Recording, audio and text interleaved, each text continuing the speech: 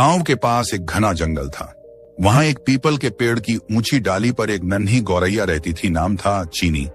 बाकी पक्षी ऊंचा उड़ते, कलाबाजियां खाते, लेकिन चीनी घोंसले के कोने में चुपचाप उन्हें देखती और मन ही मन सोचती, काश मैं भी उड़ पाती, बादलों के पार सूरज को छू पाती। पर जब भी उड़ने की कोशिश करती वो कांप जाती और कुछ ही पलों में जमीन पर गिर पड़ती। हर दिन पक्षी मजाक उड़ाते, अरे तू तो उड़ ही नहीं सकती, डरपोक है तू। चीनी चुप रहती।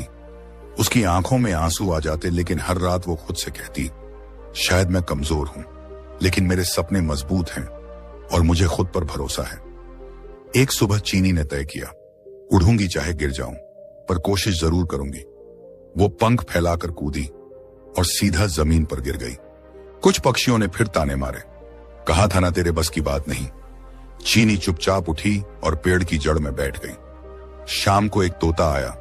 वो बोला, गिरने से उड़ान नहीं रुकती, उड़ना पंखों से नहीं हौसले से होता है, और तुझमें वो हौसला है। उस रात चीनी ने पहली बार मुस्कुराकर कहा, मैं फिर कोशिश करूंगी, क्योंकि मुझे खुद पर भरोसा है।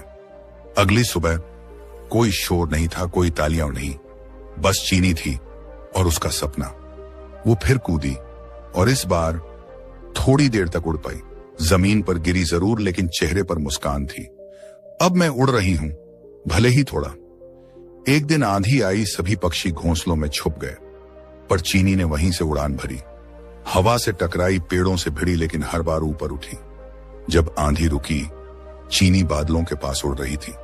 वो पक्षी जो उसे कमजोर कहते थे, आज चुपचाप उसकी उड़ान देख रहे थे। तोते ने कहा, तूने खुद पर भरोसा किया और वही तेरी सबसे बड़ी ताकत है। सालों बाद एक नन्ही गौरैया उड़ने से डर रही थी। चीनी ने कहा, डर तो सबको लगता है, पर उड़ता वही है जो खुद पर भरोसा करता है। इस कहानी से हमें यह सीख मिलती है कि उड़ान पंखों से नहीं, इरादों से होती है। लोग ताने देंगे, लेकिन खुद पर यकीन रखना सीखो।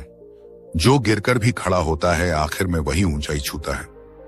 अगर ये कहानी आपको पसंद आई है तो इसे लाइक करें, शेयर करें और चैनल को